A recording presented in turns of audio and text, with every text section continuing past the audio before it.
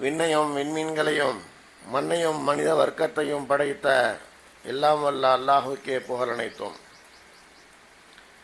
அன்பானவர்களே, இந்த உலகத்திலே ஒவ்வொன்றுக்கும் ஒரு எல்லை, ஒரு வரம்பு என்பது இருக்கின்றது. அந்த எல்லையை, அந்த வரம்பை, அந்த கோட்டை நாம் தாண்டக்கூடாது. உதாரணத்திற்கு நாம் எடுத்துக்கொண்டோம் என்றால், இந்த பள்ளிவாசல், இந்த பள்ளிவாசலுக்கென்று ஒரு இடம் இருக்கின்றது. பள்ளிவாசலுக்கு சொந்தமான இடம் இருக்கின்றது.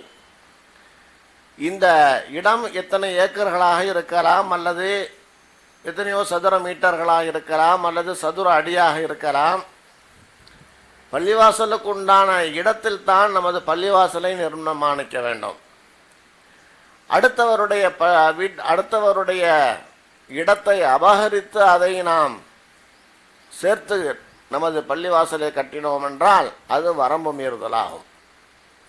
இதுபோல ஒரு நாட்டுக்கென்று ஒரு எல்லை இருக்கின்றது, ஒரு கோடு இருக்கின்றது. அந்த கோட்டை, அந்த எல்லையை, அந்த வரம்பை மீறக்கூடாது. அப்படி அத்துமீறினால் அடுத்த நாட்டினுடைய கோபத்திற்கு ஆளாக வேண்டிய நிலை ஏற்படும். அதுபோல ஒரு விளையாட்டை எடுத்துக்கொள்ளுங்கள். விளையாட்டிற்கென்று ஒரு கோடு நிர்ணயித்திருப்பார்கள். இந்த கோட்டிற்குள் தான் விளையாட வேண்டும். இந்த கோட்டை தாண்டினால் ஆட்டம் இழந்ததாக அறிவிக்கப்படுவார். இப்படியாக ஒவ்வொன்றுக்கும் ஒரு எல்லை என்பது, வரம்பு என்பது, ஒரு கோடு என்பது இருக்கின்றது. அதை, அந்த எல்லையை, அந்த கோட்டை, அந்த வரம்பை மீறக்கூடாது. இதையெல்லாம் நாம் அறிந்து வைத்திருக்கின்றோம். இதுபோல இஸ்லாம் இருக்கின்றதென்றால் இந்த இஸ்லாத்திற்கென்று ஒரு வரம்பு இருக்கின்றது, ஒரு எல்லை இருக்கின்றது, ஒரு கோடு இருக்கின்றது. இஸ்லாம் என்பது அந்த கோட்டிற்குள் தான் அடக்கப்பட்டது, அந்த எல்லைக்குள் தான் அடங்கப்பட்டது. அந்த எல்லைக்குள் இருப்பது தான் இஸ்லாம் என்பதாக கருதப்படும். அந்த எல்லை என்பது என்ன? அதுதான் குர்ஆன் மற்றும் ஹதீஸ். குர்ஆனும் ஹதீஸும் தான், சஹீஹான ஹதீஸ்களும் தான் இஸ்லாமாக இருக்கின்றது. கிட்டத்தட்ட 1500 ஆண்டுகளுக்கு முன்பு, கிபி 570 அல்லாஹ்வின் தூதர் ஸல்லல்லாஹு அலைஹி வஸல்லம் அவர்கள் பிறந்தார்கள். அவர்களது 40வது வயதிலே அவர்களுக்கு நபி பட்டம் கொடுக்கப்பட்டது. இந்த நபி பட்டம் கொடுக்கப்பட்டதிலிருந்து அவர்கள் மரணிக்கின்ற வரை வாழ்ந்த 23 ஆண்டுகள். இந்த 23 ஆண்டுகளிலே அவர்களுக்கு சன்னஞ்சன்னமாக அல்லாஹ்விடமிருந்து வேத அறிவிப்பு வந்தது. அந்த அறிவிப்பு தான் குர்ஆனாக இருக்கின்றது. அல்லாஹ்விடத்திலிருந்து ஜிப்ரைல் மூலமாக ஓதி காட்டப்பட்ட இந்த குர்ஆன், இது மார்க்கமாக இருக்கின்றது. அந்த குர்ஆனிலே அல்லாஹ் எதை கூறியிருக்கின்றானோ அதை செயல்படுத்த வேண்டும். அந்த குர்ஆன் பாதுகாக்கப்பட்டிருக்கின்றது. இந்த குர்ஆனை நாமே இறக்கினோம், நாமே பாதுகாப்போம் என்பதாக அல்லாஹ் கூறுகின்றான். இப்படி குர்ஆன் இஸ்லாமாக இருக்கின்றது. அதை அடுத்து மற்றொன்று, அது என்னவென்றால் சஹீஹான ஹதீஸ்கள். ஸல்லல்லாஹு அலைஹி வஸல்லம் அவர்கள் நபுவத் பட்டம் பெற்றதிலிருந்து மரணிக்கின்ற வரை அவருடைய சொல், செயல், அங்கீகாரம் என்பது பதிவு செய்யப்பட்டிருக்கின்றது. அவருடைய காலத்திற்கு பின்பு பதிவு செய்திருக்கின்றார்கள். அப்படி பதியப்பட்டதற்கு ஹதீஸ் என்பதாக கூறப்படும். அந்த ஹதீஸிலே ஸல்லல்லாஹு அலைஹி வஸல்லம் அவர்கள் இதை சொல்லியிருப்பார்கள் என்று ஊர்ஜிதமாக நியாயப்படுத்தப்பட்டது, ஊர்ஜிதமாக கண்டுபிடிக்கப்பட்டதற்கு சஹீஹான ஹதீஸ் என்பதாக கூறப்படும். இன்னும் சில ஹதீஸ்கள் இருக்கின்றது, மௌதுவான ஹதீஸ், இட்டுக்கட்டப்பட்டது. இஸ்லாத்தின் பெயரால் இட்டுக்கட்டப்பட்ட அரபியிலே ஹதீஸை போன்று வலம் வரக்கூடிய ஹதீஸ்கள் நிறைய இருக்கின்றது. மௌதுவான ஹதீஸு, லைஃபான ஹதீஸு, முருசலான ஹதீஸு, முன்கத்தியான ஹதீஸு என்று பல ஹதீஸ்கள் இருக்கின்றது. இப்படி இட்டுக்கட்டப்பட்ட ஹதீஸ்கள் இல்லாமல் எது சஹீஹான ஹதீஸ் என்று நிர்ணயிக்கப்பட்டிருக்கின்றதோ, கண்டுபிடிக்கப்பட்டிருக்கின்றதோ, அந்த ஹதீஸ்களும் இஸ்லாமாக இருக்கின்றது. இந்த குர்ஆன் மற்றும் ஹதீஸ் இவைகள் அல்லாமல் எவைகளெல்லாம் இஸ்லாத்திலே புகுந்திருக்கின்றோ, புதிதாக புகுத்தப்பட்டிருக்கின்றதோ, இஸ்லாத்திலே இல்லாமல் குர்ஆன் ஹதீஸிலே காணப்படாமல் மனிதர்களுடைய வழக்கத்திலே காலப்போக்கிலே இஸ்லாம் என்று நடைமுறைப்படுத்தப்பட்டிருக்கக்கூடிய விஷயங்களுக்கு பிதஅத் என்பதாக கூறப்படும். இந்த பிதஅத் என்பது இஸ்லாத்தில் இல்லாதது. இந்த பிதஅத்தெல்லாம் இன்னும் இங்கே உள்ள நாட்டிலே, இன்னும் பக்கத்து நாடுகளில் இருந்து இஸ்லாமியர்களால் பரப்பிவிடப்பட்டது. இன்னும் இஸ்லாத்திற்கு எதிரானவர்கள் இந்த பிதஅத்தான சில விஷயங்களை இஸ்லாம் என்று பரப்பிவிட்டு இருக்கின்றார்கள். அவைகளுக்கு பிதஅத் என்பதாக கூறப்படும். இந்த பிதஅத் என்று சொன்னால் என்ன, எப்படி இந்த பூமியிலே இந்த இஸ்லாத்திலே பரவி இருக்கின்றது, நமது தமிழ்நாட்டிலே கடைபிடிக்கக்கூடிய பிதஅத்துகள் எல்லாம் என்ன? உதாரணமாக பல பிதஅத்துகள் இருக்கின்றது. பல நேரங்களே பல சமயங்களிலே பல விசேஷங்களிலே பிதஅத்துகளை நுழைத்து விட்டு இருக்கின்றார்கள். உதாரணமாக இறந்தவர்களுக்கு செய்யப்படக்கூடிய பிதஅத் என்ன? இறந்தவுடன் அவருடைய தொழுகையிலிருந்து அடக்கம் செய்யப்படுகின்ற வரை இஸ்லாத்திலே, அதாவது குர்ஆனிலும் ஹதீஸிலும் இல்லாத பல விஷயங்களை நடைமுறைப்படுத்தப்பட்டு தொழுகையிலிருந்து மற்ற அவர்களை தஃபன் செய்கின்ற வரை பல நடைமுறைகள் இஸ்லாத்திலே புகுத்தப்பட்டிருக்கின்றது. அதுபோல அவர்கள் மரணித்த பிறகு அவர்களை அடக்கம் செய்த பிறகு 3வது நாளிலே ஒரு ஃபாத்திஹா ஓதுகின்றார்கள். 3ஆம் நாள் ஃபாத்திஹா என்று, 7ஆம் நாள் ஃபாத்திஹா என்று ஓதுகின்றார்கள், 40ஆம் நாள் ஃபாத்திஹா என்று ஓதுகின்றார்கள். அதுபோல ஒருவர் மரணித்து விட்டார் என்றால் அவரை நினைத்து வருடத்தினுடைய ஒரு வருடமும் ஃபாத்திஹா ஓதுகின்றார்கள், கந்தூரி கொடுக்கின்றார்கள். இன்னும் மரணித்த பிறகு அந்த மையத்திற்கு நினைவூட்டுகிறோம் என்கின்ற வகையிலே அவரை அடக்கம் செய்த பிறகு தல்கீன் என்று ஒன்றை ஓதுகின்றார்கள். இப்போ மௌத்தானவர்களுக்கு இவைகளெல்லாம் செய்கின்றார்கள் என்றால் இவைகளை இவ்வாறு செய்ய வேண்டும் என்று குர்ஆனிலே இருக்கின்றதா? நிச்சயமாக கிடையாது. சரி, அப்படி இல்லை, ஹதீஸ்களில் இருக்கின்றதா? ஹதீஸ்களிலே சஹீஹான ஹதீஸ்களிலே இவ்வாறெல்லாம் இருக்கின்றதா? ஸல்லல்லாஹு அலைஹி வஸல்லம் அவர்களுக்கு முன்னால் எத்தனையோ நபிமார்கள் மரணித்திருக்கின்றார்கள். ஸல்லல்லாஹு அலைஹி வஸல்லம் அவருடைய மகன் மரணித்திருக்கின்றார். அவர் மரணித்த பிறகு 7ஆம் நாளிலே இவ்வாறு கத்தம் ஓதியிருக்கின்றார்களா? 3ஆம் நாளிலே ஓதியிருக்கின்றார்களா? 40வது நாளிலே ஓதியிருக்கின்றார்களா? வருடத்திற்கு வருட ஃபாத்திஹா என்று ஓதியிருக்கின்றார்களா என்றால் நிச்சயமாக கிடையாது. இன்னும் இது ஸல்லல்லாஹு அலைஹி வஸல்லம் அவருடைய மரணத்திற்கு பிறகு கிட்டத்தட்ட ஒரு 100-200 ஆண்டுகளுக்கு முன்பு இஸ்லாத்திலே புகுந்து விட்ட சில கலாச்சாரம். இதுக்கும் இஸ்லாத்திற்கும் எந்த விதமான சம்பந்தமும் இல்லை. இதெல்லாம் மௌத்தான பிறகு செய்யப்படக்கூடிய பிதஅத்துகளாக இந்த பூமியிலே பரப்பி விடப்பட்டிருக்கின்றது. அதோடு மட்டுமல்லாமல் சில விழாக்கள் எடுக்கின்றார்கள். அந்த விழாக்களுக்கும் இஸ்லாத்திற்கும் எந்த விதமான சம்பந்தமும் கிடையாது. உதாரணமாக மீலாது விழா. ஸல்லல்லாஹு அலைஹி வஸல்லம் அவர்கள் மரணித்து 1400 ஆண்டுகளாகிவிட்டது. ஸல்லல்லாஹு அலைஹி வஸல்லம் அவர்கள் மரணத்திற்கு பிறகு அவருடைய சஹாபாக்கள், தாபீன்கள், தபா தாபீன்கள் எல்லாம் ஸல்லல்லாஹு அலைஹி வஸல்லம் அவர்களுடைய அந்த பிறந்த நாளிலே ஒரு மீலாது விழா என்று கொண்டாடி இருக்கின்றார்களா என்றால் நிச்சயமாக கிடையாது. இன்னும் சொல்ல போனால் ஸல்லல்லாஹு அலைஹி வஸல்லம் அவர்கள் எந்த வருடத்திலே பிறந்தார்கள் என்பது ஊர்ஜிதப்படுத்தப்பட்டிருக்கின்றது. எந்த மாதத்திலே எந்த நாளிலே அவர்கள் பிறந்தார்கள் என்பது உறுதியான தகவல் இல்லை. ஆனால் அவர்கள் இறந்த தேதி கணக்கிடப்பட்டிருக்கின்றது. பிறந்த நாள் என்கின்ற வகையிலே அவர்கள் இறந்த நாளை கொண்டாடி கொண்டிருக்கின்றார்கள். இப்படி அவர்கள் ஸல்லல்லாஹு அலைஹி வஸல்லம் அவர்கள் மரணித்த பிறகு சஹாபாக்கள் அவர்கள் மீது அவர்களை நினைத்து மீலாது விழா கொண்டாடி இருக்கின்றார்களா என்றால் நிச்சயமாக கிடையாது. அதுபோல ஸல்லல்லாஹு அலைஹி வஸல்லம் அவர்கள் பிறந்தார்கள் என்ற ரபியுல் அவ்வல் முதல் 12 நாட்களிலே மௌலிது என்கின்ற புகழ் பாடலை பாடுகின்றார்கள். அப்படி ஸல்லல்லாஹு அலைஹி வஸல்லம் அவருடைய சஹாபாக்களுடைய காலகட்டத்திலே அவ்வாறு நடைபெற்று இருக்கின்றதா என்றால் நிச்சயமாக கிடையாது. ஸல்லல்லாஹு அலைஹி வஸல்லம் அவர்கள் முன்னால் சென்ற நபிமார்கள் குறித்த அவ்வாறு மௌலிதுகள் பாடியிருக்கின்றார்களா என்றால் நிச்சயமாக கிடையாது. ஸல்லல்லாஹு அலைஹி வஸல்லம் அவர்களுக்கு மட்டும் மௌலிது மீலாது விழாக்கள் கொண்டாடப்படவில்லை. இன்னும் அவர்களுக்கு பின்னால் வந்த நல்லோர்கள் என்று ஒவ்வொருவருடைய பெயரிலும் மௌலிதுகள் பாடப்படுகின்றது. அப்துல் காதர் ஜிலானி, ஷாஹுல் அஹமீத் அஜ்மீரிலே அடங்கி இருக்கக்கூடியவர், ஏர்வாடியிலே அடங்கி இருக்கக்கூடியவர், இப்படி பலர்களுக்கு மௌலிதுகள் ஓதப்படுகின்றது. இவைகளெல்லாம் இஸ்லாத்தில் இருக்கின்றதா என்றால் நிச்சயமாக கிடையாது. குர்ஆனிலே ஹதீஸ்களிலே அதற்கென்று ஆதாரம் காட்ட முடியுமா என்றால் நிச்சயமாக கிடையாது. அதோடு மட்டுமல்லாமல் சில இரவுகளை சிறப்பாக கூறுகின்றார்கள். பராத் இரவு, மேராஜ் இரவு என்று. பராத் இரவு என்று எதை கொண்டாடுகின்றார்கள்? ஷாபான் பிறை 15 15 என்பது பராத் இரவு, அன்றைய நாளில் தான் குர்ஆன் இறங்கியது என்பதாக ஒரு இறைவசனம் இருக்கின்றது. அதை வைத்து இந்த பராத் இரவு கொண்டாடப்படுகின்றது. அதற்கென்று சில ஹதீஸ்கள் இருக்கின்றது. அந்த ஹதீஸ்கள் சஹீஹான ஹதீஸ்களாக இல்லை, மௌலூவான ஹதீஸ்களாக இருக்கின்றது. மேராஜ் என்றால் அந்த மேராஜ் சம்பவம் நடைபெற்றது உண்மை. அது எந்த நேரத்திலே நடைபெற்றது, எந்த வருடத்திலே நடைபெற்றது என்பது ஊர்ஜிதமான தகவல் இல்லாததாக இருக்கின்றது. அந்த மேராஜிலும் பராத்திலும் இரவிலே சில விசேஷ வணக்கங்களை செயல்படுத்துகின்றார்கள். தஸ்பீஹ் நஃபில் என்று கூறுகின்றார்கள், இன்னும் திக்ர் மஜ்லிஸை நடத்துகின்றார்கள். இவ்வாறெல்லாம் விசேஷ தொழுகைகளை செய்கின்றார்கள், நடத்துகின்றார்கள்.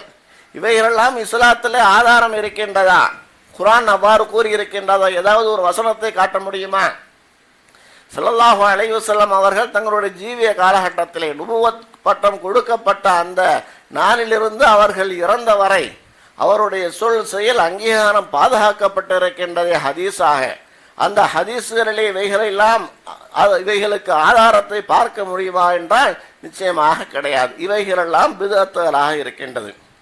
அதோடு மட்டுமல்லாமல் தர்கா வழிபாடு, உலகத்திலே ஒரு நல்லவர், வசதி படைத்தவர், சிறப்பிற்குரியவர் மரணித்து விட்டார் என்றால் அந்த மரணித்தவருடைய கபரை மிகப்பெரியதாக உயர்த்துகின்றார்கள். அந்த மரணித்தவருடைய அந்த கபரை கட்டடமாக கட்டுகின்றார்கள். இன்னும் அவருக்கென்று ஒரு நாளை தேர்ந்தெடுத்து அதிலே உருஸ் விழாக்கள் கொண்டாடுகின்றார்கள். அவருடைய பிறந்த மாதத்தில் ஒன்றிலிருந்து அவர் மரணித்த நாள் வரை அவருக்கென்று அந்த நாளிலே கொடியேற்றுகின்றார்கள், கொடியிறக்குகின்றார்கள். இன்னும் அவருடைய கபரிலே சந்தன பூசக்கூடிய விழா என்று சந்தனக்கூடு எடுக்கின்றார்கள். அதற்கென்று மேலதாளங்கள் இஸ்லாத்தினால் தடை செய்யப்பட்டு இருக்கக்கூடிய மேலதாளங்களை வைத்து முழங்குகின்றார்கள். இன்னும் அவுலியாக்களிடத்தில் அவர்கள் அவுலியாக்கள் என்பதாக அவர்களை அழைக்கப்பட்டு அவர்களிடத்திலே தங்களுடைய கோரிக்கைகளை வைக்கின்றார்கள். எங்களுக்கு அது வேண்டும், இது வேண்டும், இதை கொடுப்பீர்கள், அதை கொடுப்பீர்கள் என்று தங்களுடைய கோரிக்கைகளை வைக்கின்றார்கள். இப்படியெல்லாம் இறந்தவரிடத்திலே செய்வதற்கு இஸ்லாத்திலே வழிகாட்டப்பட்டிருக்கின்றதா என்றால் நிச்சயமாக கிடையாது. அதாவது குர்ஆனிலே இதற்குண்டான ஆதாரம் கிடையாது. ஹதீஸில் இதற்கான ஆதாரம் இருக்கின்றதா என்றால் நிச்சயமாக கிடையாது. இவைகளெல்லாம் பிதஅத்தாக இருக்கின்றது. இது மட்டுமல்லாமல் பொதுவான பிதஅத் என்று நாம் பார்த்தோம் என்றால் முசாஃபஹா செய்வது. ஒரு மனிதர் இன்னொரு மனிதரை சந்திக்கின்ற பொழுது அவருக்கு நாம் சலாம் கூறி கை கொடுக்க வேண்டும். ஆனால் முசாஃபஹா என்கின்ற ரீதியிலே முசாஃபஹா செய்வது, அவருடைய கையை முத்தமிடுவது, அவருடைய கையை முத்தமிடுவது என்பது பிதஅத்தாக இருக்கின்றது. அதோடு மட்டுமல்லாமல் நெற்றியிலே அந்த கையை வைப்பது மற்றும் வீடுகளிலே சுருக்கு கலந்த வாக்கியங்களை தொங்க விடுவது, வீட்டிலே தாயத்தை தொங்க விடுதல், கயிறுகளை உருவங்களை மாட்டுவது என்று பல்வேறு விதமான பிதஅத்துகள் அரங்கேறுகின்றது. இவைகளிலே சில விஷயங்கள் ஃபிர்காகவும் இருக்கின்றது. இவைகளெல்லாம் இஸ்லாத்திலே வழிகாட்டப்பட்டிருக்கின்றதா? அல்லாஹ் இறக்கிய அந்த குர்ஆனிலே இது பற்றி விஷயங்கள் ஏதாவது இருக்கின்றதா, அவ்வாறு செய்யலாம் என்பதற்குண்டான அனுமதி இருக்கின்றதா என்றால் நிச்சயமாக கிடையாது.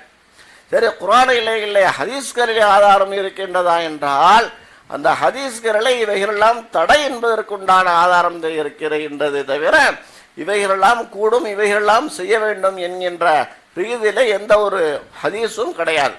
ஆனால் இன்று சிலர்கள் ஹதீஸ் இருக்கின்றதாக என்பதாக கூறி சில ஹதீஸ்களை காட்டுகின்றார்கள். பாமரர்கள் அந்த ஹதீஸ்களை பற்றி உண்டான விஷயங்களை தெரியாதவர்கள் என்ன செய்வாங்க, இந்த இதுக்கு தான் ஹதீஸ் இருக்கே, இது மார்க்கத்தில் இருக்கே என்பதாக கூறுவார்கள். ஆனால் அவைகளெல்லாம் மௌதுவான ஹதீஸ்கள், முர்சலான ஹதீஸ்கள், முன்கத்தியான ஹதீஸ்கள், லைஃபான ஹதீஸ்கள் என்று அவர்களுக்கு தரம் பிரித்து சொல்ல தெரியாது.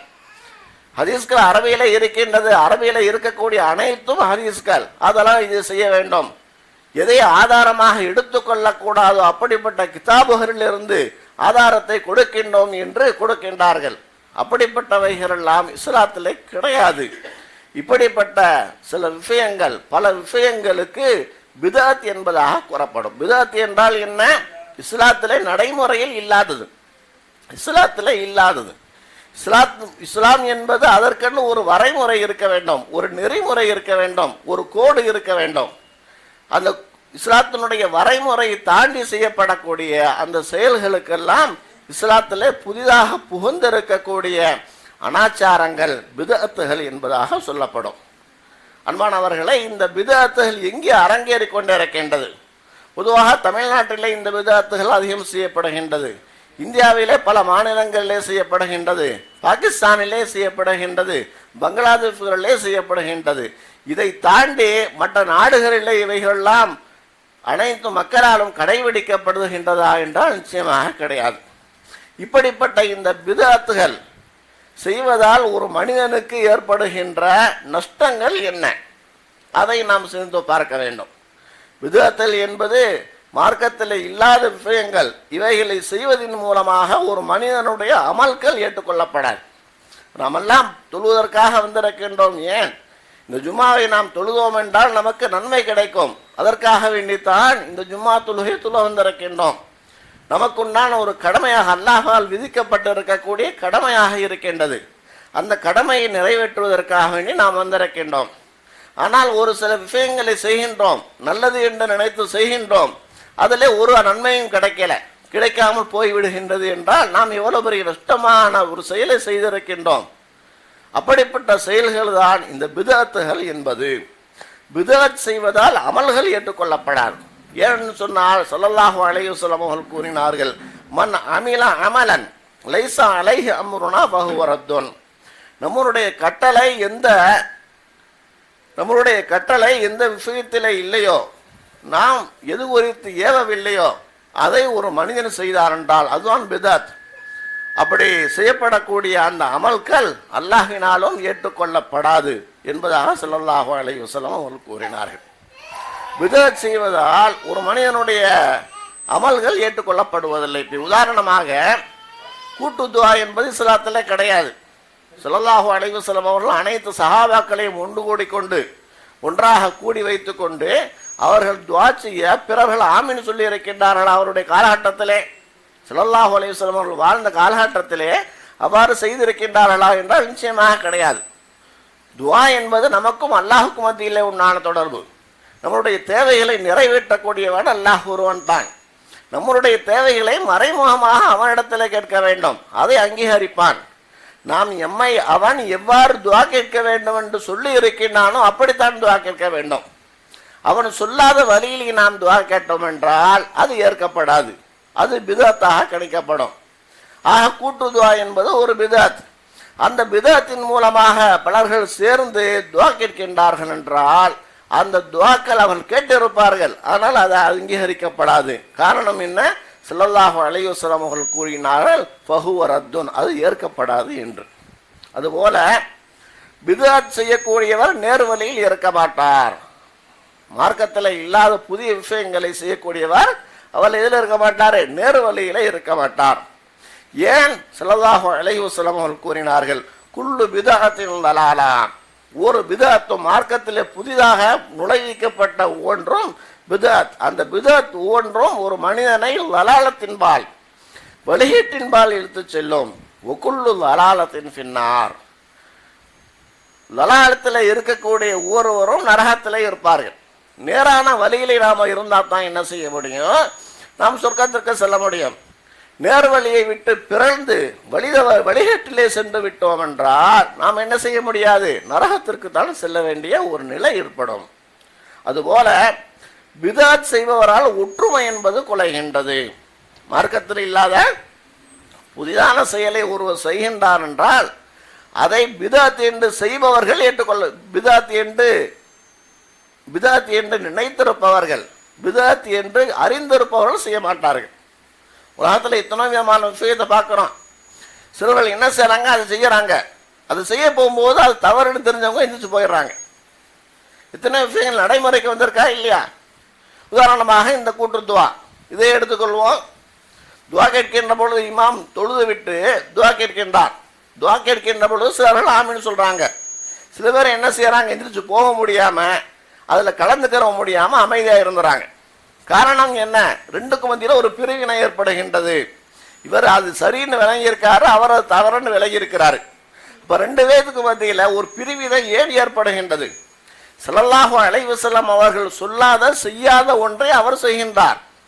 அப்படி செய்யக்கூடியது தவறு என்று பின்னால் நின்று தொழக்கூடியவர்களே சிலர்கள் அறிந்து வைத்திருக்கின்றார்கள். அவர்கள் அதெல்லாம் என்ன செய்யறதில்ல, கலந்துக்கிறதில்லை. இப்படிப்பட்ட பிரிவினையை ஏற்படுவதற்கு காரணகர்த்தா யார் என்றால் அந்த பிதஅத்தை செய்யக்கூடியவர்கள். காரணம் என்ன? அல்லாஹ்வே தனது திருமறையிலே கூறுகிறான், வஅன்ன ஹாதா சிராத்தி முஸ்தகீமன் ஃபத்தபிஉ, இதுதான் என்னுடைய நேரான வழி, இதை நீங்கள் பின்பற்றுகிறீர்கள் சொன்னால் இதைத்தான் நீங்கள் பின்பற்ற வேண்டும். வலா தத்தபிஉ சுபல, இது அல்லாத, அல்லாஹ்வுடைய நேர்வழி அல்லாத, அதாவது குர்ஆன் ஹதீஸ் அல்லாத மற்ற வழிகளை நீங்கள் பின்பற்றாதீர்கள். பிதஅத்தான மார்க்கத்திலே புதிதாக நுழையக்கூடியதை நீங்கள் பின்பற்றி விடாதீர்கள். அப்படி பின்பற்றினா என்ன ஆகும்? ஃபதஃபர்ரக பிக்கும் அன் சபீலிஹி, அல்லாஹ்வுடைய வழியை விட்டும் நீங்கள் பிரிந்து விடுவீர்கள். ஹக்கிலே இருக்கக்கூடியவர்கள் இருக்கின்றார்கள், பாத்திலே இருக்கக்கூடியவர்களும் இருக்கின்றார்கள். பாத்திலே இருக்கக்கூடியவர்கள் ஹக்கை தெரிந்து செயல்பட வேண்டும். அப்படி தெரிந்து செயல்படவில்லை என்றால் பாத்திலை செய்யக்கூடிய, தவறுகளை செய்யக்கூடியவர்களிலிருந்து சரியானவற்றை செய்யக்கூடியவர்கள் பிரிந்து விடுவார்கள். மற்றொரு வசனத்திலே அல்லாஹ் சொல்லி காட்டுகிறான், இன்னல்லதீன ஃபர்ரகு தீனஹும் வகானு ஷியஅன், இந்த மார்க்கத்தை பிரித்து பல பிரிவினர்களாக ஆகிவிட்டார்களே அவர்கள், லஸ்த மின்ஹும் ஃபீ ஷை, நபியே உம்மிடத்திலே அவர்கள் எதிலுமே கிடையாது, உன்னுடைய சுன்னத்தை பின்பற்றக்கூடியவர்கள் கிடையாது, உன்னுடைய உம்மத்தை சார்ந்தவர்களாக கருதப்பட மாட்டார்கள். ஏனென்றால் அவர்கள் மார்க்கத்தை விட்டு பிரிந்து விட்டார்கள். உண்மையான அல்லாஹ்வுடைய ஏகத்துவ மார்க்கத்திலே அவர்கள் இல்லை. அவர்கள் பிரிந்து சென்றதன் காரணமாக உன்னுடைய பொறுப்பிலிருந்து நீங்கி விட்டார்கள் என்பதாக அல்லாஹு தஆலா தனது திருமறையிலே கூறுகிறான். அதுபோல பார்த்தோம் என்று சொன்னால், யார் மார்க்கத்திலே இல்லாத புதிய விடயத்தை செய்கின்றார்களோ, பிதஅத்தை செய்கின்றார்களோ, நூதனமான விஷயத்தை செய்கின்றார்களோ அவர்கள் மீது அல்லாஹ்வுடைய சாபமும் மனிதர்களுடைய சாபமும் இன்னும் மலக்குமாருடைய சாபமும் உண்டாகின்றது. 3 பேருடைய சாபத்திற்கு உரித்தானவர்கள் ஆகின்றார்கள். யாரு? புதிதாக மார்க்கத்திலே இல்லாத விஷயங்களை செய்யக்கூடியவர்கள். அல்லாஹ்வும் அல்லாஹ்வுடைய தூதரும் காண்பிக்காத ஒரு விஷயத்தை ஒருவர் செய்கின்றார் என்றால் அவர் மீது யாரை சபிக்கிறார்? அல்லாஹ் சபிக்கிறான். அவர் மீது யார் சபிக்கிறார்? மலக்குமார்கள் சபிக்கின்றார்கள். அவர் மீது யாரை சபிக்கிறார்? உலகத்திலே நேர்மையான விஷயத்தின் மீது, ஹக்கான விஷயத்திலே இருக்கக்கூடியவர்கள் சபிக்கின்றார்கள் என்பதை ஸல்லல்லாஹு அலைஹி வஸல்லம் அவர்கள் கூறினார்கள். இந்த ஹதீஸ் புகாரியிலே 3149வது ஹதீஸாக பதிவு செய்யப்பட்டிருக்கின்றது. மன் அஹதத ஹதீஸான், ஒருவர் மார்க்கத்தில் இல்லாத ஒரு புதிய விடயத்தை செய்கின்றார், அவ் ஆவா முஹதிஸான் ஃபஅலைஹி லஅனத்துல்லாஹி வல் மலாயிகத்தி வன்னாஸி அஜ்மஈன், அவர் மீது அல்லாஹ்வுடைய சாபமும் மலக்குமாருடைய சாபமும் இன்னும் மனிதருடைய சாபமும் உண்டாகின்றது என்பதாக அல்லாஹ் தஆலா கூறுகின்றார். ஸல்லல்லாஹு அலைஹி வஸல்லம் அவர்கள் குறிப்பிடுகின்றார்கள். இப்படியாக பார்த்தோம் என்றால் நாம் பின்பற்றப்படத்தக்கது உலகத்தில் எதுவென்றால் குர்ஆன். ஹதீஸை எடுத்துக்கொண்டோம் என்றால் அந்த ஹதீஸிலே சஹீஹான ஹதீஸ்கள், ஸல்லல்லாஹு அலைஹி வஸல்லம் அவர்கள் இதை சொன்னார்கள், செய்தார்கள், அங்கீகரித்தார்கள் என்று சந்தேகமற நிரூபிக்கப்பட்டு இருக்கக்கூடிய ஹதீஸ்கள், இதுதான் மார்க்கமாக இருக்கின்றது. அது இல்லாதவைகளெல்லாம் மார்க்கத்திலிருந்து அப்பாற்பட்ட பிதஅத்துகளாக இருக்கின்றது. அவைகளிலிருந்து நாம் தவிர்ந்து கொள்ள வேண்டும் என்பதை கூறி எனது முதல் உரையை நிறைவு செய்கின்றேன். வஆஹிரு தஅவானா அனில் ஹம்துலில்லாஹி ரப்பில் ஆலமீன். அல்ஹம்துலில்லாஹ் அல்ஹம்துலில்லாஹி ஹம்தன் கஸீரன் கமா அமர். அன்பானவர்களே, மார்க்கத்தில் இல்லாத புதிய விஷயங்களை மார்க்கம் என்கின்ற ரீதியிலே செய்யப்படக்கூடியவைகள் பிதஅத் என்பதாக கூறப்படும். மார்க்கத்துக்கென்று ஒரு எல்லை இருக்கின்றது. எல்லாரும் ஒரு ஊரில் ஒரு நாட்டில் இருக்கக்கூடியவர்கள் அதிகமானவர்கள் செய்தார்கள் என்பதற்காக அது மார்க்கமாகிவிடாது. ஒரு விஷயத்தை, மார்க்கத்திலே உள்ள விஷயங்களை ஒருவருமே செய்யவில்லை என்பதற்காக அது மார்க்கத்திலிருந்து வெளியாகிவிட்டது என்றும் சொல்ல முடியாது. மனிதர்கள் நல்லவர்களும் இருப்பார்கள், தீயவர்களும் இருப்பார்கள். நேர்மையான வழியிலே இருக்கக்கூடியவர்களும் இருப்பார்கள், தீய வழியிலே இருக்கக்கூடியவர்களும் இருக்கின்றார்கள். மெஜாரிட்டி மனிதர்கள் செய்யறது பூரா மார்க்கமாகிடாது. மெஜாரிட்டி இல்லாமல் கொஞ்சம் பேர் செய்கிறாங்கன்னு சொன்னால் அது மார்க்கத்தில் இல்லாததாக ஆகிடாது. அன்பிற்கினியவர்களே, மார்க்கம் என்பது அல்லாஹும் அல்லாஹுடைய தூதராலும் வழிகாட்டப்பட்டிருப்பதுதான் மார்க்கம். இது அல்லாதவைகள் மார்க்கம் அல்ல. மார்க்கம் இல்லாததை மார்க்கம் என்று செய்யக்கூடியவர்கள் வழிகாட்டிலே இருக்கின்றார்கள். அவர்கள் பிதஅத்வாதி என்பதாக கூறப்படும். பிதத்தான விஷயங்கள் என்னென்ன நடைபெற்று கொண்டு இருக்கின்றது, அந்த பிதத்தை செய்வதன் மூலமாக எவ்வளவு நஷ்டங்கள் ஏற்படுகின்றது என்பதை இந்த ஹுத்பா உரையிலே பார்த்து வருகின்றோம். பிதத் செய்யக்கூடியவருக்கு நபி ஸல்லல்லாஹு அலைஹி வஸல்லம் அவருடைய பரிந்துரை மறுமையிலே கிடைக்காது. புதிதான விடயத்தை மார்க்கத்திலே இல்லாதவைகளை செய்யக்கூடியவர், அவருக்கு ஸல்லல்லாஹு அலைஹி வஸல்லம் அவருடைய பரிந்துரை கிடைக்காது என்பதை ஸல்லல்லாஹு அலைஹி வஸல்லம் அவர்கள் புகாரிலே 4240வது ஹதீஸாக பதிவாயிருக்கக்கூடிய அந்த ஹதீஸிலே தெரிவிக்கின்றார்கள். நாளை மறுவுலகத்திலே முதலிலே ஆடை அணிவிக்கப்படக்கூடியவர்கள் யாரென்றால் சையதுனா இப்ராஹிம் ஸல்லல்லாஹு அலைஹிஸ்ஸலாத்து வஸ்ஸலாம் அவர்கள். இப்ராஹிம் அலைஹிஸ்ஸலாம் அவர்களுக்கு முதலிலே ஆடை அணிவிக்கப்படும். அதை அடுத்து ஒரு சில ஸல்லல்லாஹு அலைஹி வஸல்லம் அவருடைய சமுதாயத்தினர்களே சிலர்கள் இடதுபுறமாக நரகத்தை நோக்கி அழைத்து செல்லப்படுவார்கள். இப்போ ஸல்லல்லாஹு அலைஹி வஸல்லம் சொன்னாங்களே, யாரோ யா அல்லாஹ் என்னுடைய உம்மத்தினர்கள் அவர்கள் நரகத்திற்கு செல்லுகின்றார்களே என்பது போது அல்லாஹ் தஆலா கொள்வான், அதாவது நீ இருந்தவரை சரியான முறையிலே செயல்பட்டு வந்தார்கள், நீங்கள் மரணித்த பிறகு மார்க்கத்திலே புதிதான விஷயத்தை நுழைத்தவர்கள், மார்க்கத்திலே இல்லாத பல விஷயங்களை புதிதாக பிதஅத்துகளை நுழைத்தவர்கள் இவர்களெல்லாம் நரகத்திற்கு செல்லக்கூடியவர்கள் என்பதாக நரகத்திற்கு இழுத்துச் செல்லப்படுவார்கள். அவர்களுக்கு ஸல்லல்லாஹு அலைஹி வஸல்லம் அவருடைய ஷஃபாஅத் கிடைக்காது. அதுபோல பிதஅத்து செய்யக்கூடியவர்கள், மார்க்கத்திலே புதிதான விஷயங்களை நுழைவிக்கப்பட்ட புதிதான விஷயங்களை செய்யக்கூடியவர்கள் தௌபா பாவம் செய்வது குறைவு. என்று சொன்னா பாவம் என்று ஒன்றை தெரிந்தால்தான் அதுக்கு தௌபா செய்ய முடியும். பாவம் என்றே தெரியாமல் சில விஷயங்களை செய்ய நல்லது என்பதாக கருதி கொண்டு செய்கின்றார்கள். அதாவது நடைமுறையில் எது எது நல்லதாக தெரிகின்றதோ அது பூரா நல்லது கிடையாது. அந்த நல்லது என்று அல்லாஹ்வினால் ஏற்றுக்கொள்ளப்படுவதற்கு தகுதியானது என்றால் அது அல்லாஹ்வால் வழிகாட்டப்பட்டிருக்க வேண்டும், அல்லது ஸல்லல்லாஹு அலைஹி வஸல்லம் அவர்கள் கூறியிருக்க வேண்டும், அல்லது செய்திருக்க வேண்டும், அல்லது அங்கீகரித்திருக்க வேண்டும். அதுதான் நல்லது. ஒரு 1000 பேர் ஒரு விஷயத்தை செய்யறாங்க அப்படின்னு சொன்னா அது அல்லாஹ் இடத்துல நல்லதாக ஆயிடாது. ஏன் அப்படின்னு சொன்னா அல்லாஹு தஆலா அறிவித்திருக்கக்கூடிய இந்த குர்ஆன் அதுதான் மார்க்கம், ஸல்லல்லாஹு அலைஹி வஸல்லம் அவருடைய ஹதீஸ் தான் மார்க்கம். புதிதாக நாம் ஒன்றை மார்க்கத்தினுடைய பெயரால் நுழைத்து விட்டு இது மார்க்கம் என்று கருதினோம் என்றால் அது அதிக பிரசங்கத்தனம்.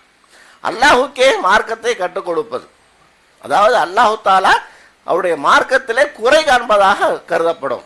எப்படி அல்லாஹு தஆலா குர்ஆன்ல சொல்லி காட்டுறா, குல் அத்துஅல்லிமூனல்லாஹ பிதீனிக்கும், உங்களுடைய மார்க்கத்தை அல்லாஹ்வுக்கு நீங்க கற்றுக் கொடுக்குறீங்களா? மார்க்கத்தில் எது இருக்குதோ அதை தான் நீங்க செய்யணும், இல்லாத பூரா செய்யக்கூடாது. உதாரணமாக ஜும்மாவுடைய ஃபர்து 2 ரக்காத்துகள் நாம் தொழுகிறோம். ஒருவர் என்ன செய்யறாரு, தொழுவதனை எவ்வளவு வேணாலும் தொழுவலாம், 5 ரக்காத் தொழுவோம் ஜும்மாவில். தொழுதாக்க என்ன ஆகுது, மார்க்கத்தில் வழிகாட்டப்படாது, அந்த ஜும்மா தொழுகவே கூடாது. லுஹர் 4 ரக்காத் தொழுகிறோம், ஒருவர் சொல்றாரு ஏன் 4 ரக்காத் தொழுகிறோம், 40 ரக்காத் தொழுவோம், நல்லதானே அதிகமாக செய்கிறது அப்படி 40 ரக்காத் தொழுகிறாரு. லுஹர் தொழுகை கூடுமா? கூடாது. 4 ரக்காத்தாக இருக்கக்கூடிய லுஹரை 3ஆ தொழுதாலும் கூடாது, 40ஆ தொழுதாலும் கூடாது. ஏன்? ஸல்லல்லாஹு அலைஹி வஸல்லம் அவர்கள் வழிகாட்டியது, அல்லாஹ் குர்ஆன்ல சொல்லுது லுஹர் தொழுக 4 ரக்காத்துகள் தான். உலகத்தில் பார்த்தோம் என்று சொன்னால் நல்லது நல்லது என்று எத்தனையோ மார்க்கத்தில் இல்லாத வகைகளை புகுத்தி இவையெல்லாம் நல்லது என்பதாக செய்து கொண்டிருக்கின்றார்கள். அப்படிப்பட்ட விஷயங்கள் சமுதாயத்திலே நிறைய இருக்கின்றது. அதுக்குத்தான் பிதஅத் என்பதாக கூறப்படும். அந்த பிதஅத்துகளை செய்யக்கூடியவர்கள் அவர்களால் சமுதாயத்திலே குழப்பம் என்பது ஏற்படும். சமுதாயத்திலே பிதஅத் செய்யக்கூடியவர்களால் குழப்பம் என்பது ஏற்படும். அல்லாஹ் தஆலா தனது திருமறையிலே கூறுகிறான், ஃபல் யஹதரில்லதீன யுகாலிஃபூன அன் அம்ரிஹி அன் துஸீபஹும் ஃபித்னத்துன் அவ் யுஸீபஹும் அஸாபுன் அலீம். மார்க்கத்திலே அல்லாஹ்வால் ஏவப்பட்டதற்கு மாறு செய்யக்கூடியவர்கள், அவர்களால் ஒரு குழப்பம் ஏற்படும் அல்லது அவர்களுக்கு நோவினை தரக்கூடிய வேதனை இருக்கின்றது என்பதிலே அவர்கள் எச்சரிக்கையாக இருந்து கொள்ளட்டும் என்பதாக அல்லாஹ் கூறுகின்றான். இன்னைக்கு உலகத்தில் பார்க்குறோம், எத்தனையோ விதமான இயக்கங்கள் உருவாகிவிட்டது. ஒரு நாளும் ஒரு இயக்கங்கள் உருவாகி கொண்டிருக்கின்றது, இஸ்லாத்திலேயே உருவாகி கொண்டிருக்கின்றது. காரணம் என்ன? இஸ்லாத்தை சரியான முறையிலே ஒருவரும் விளங்காததன் காரணமாகத்தான். சுன்னத் ஜமாத்தில் இருக்கவங்க இதான் இஸ்லாம்னு தெரிஞ்சு வச்சிருக்கிறாங்க, தௌஹீதில் உள்ளவங்க அவங்க இதான் இஸ்லாம் தெரிஞ்சு வச்சிருக்கிறாங்க, ஜாக்கில் உள்ள ஆள் அவங்க இதான் இஸ்லாம் தெரிஞ்சு வச்சிருக்கிறாங்க. அனைவரும் மார்க்கம் என்றால் இதுதான், குர்ஆனில் இது சொல்லப்பட்டு இருக்கின்றது, ஹதீஸில் இது சொல்லப்பட்டு இருக்கின்றது, இதை மட்டும் கடைபிடிக்க வேண்டும் என்கின்ற ஒற்றை நிலைப்பாடிலே வந்து விட்டார்கள் என்று சொன்னால் இந்த உலகத்தில் எந்த விதமான ஒரு பிரிவினைக்கும் வழியே இல்லை. இதான் ஸல்லல்லாஹு அலைஹி வஸல்லம் அவர்கள் கூறினார்கள், தரக்து ஃபீக்கும் அம்ரைன், உங்களிலே நான் 2 விஷயத்தை விட்டு செல்கின்றேன், லன் தலில்லு மா தமஸ்ஸக்தும் பிஹிமா, அவைகளை கடைபிடிக்கும் காலமெல்லாம் நீங்கள் பிரிந்து விட மாட்டீர்கள். அது என்ன? ஒன்று குர்ஆன், மற்றொன்று ஹதீஸ். அன்பானவர்களே, அந்த குர்ஆனையும் ஹதீஸையும் நாம் சரிவர பின்பற்றினால்தான் நாளை நாம் சொர்க்கத்திற்கு செல்ல முடியும். இவ்வுலகத்தினுடைய வாழ்வும் சிறப்பானதாக இருக்கும் என்பதில் எந்த விதமான ஒரு சந்தேகமும் கிடையாது. அல்லாஹ் நாம் அனைவரையும் அவனுடைய நேரான பாதையிலே உலகத்திலே வாழச் செய்து நாளை மறுவுலகத்திலே சோனம் செல்லும் பாக்கியத்தை தந்தருள வேண்டும் என்று கூறி நிறைவு செய்கின்றேன். வாஹு தாவானா அல்ஹம்துலில்லாஹி ரப்பில் ஆலமீன்.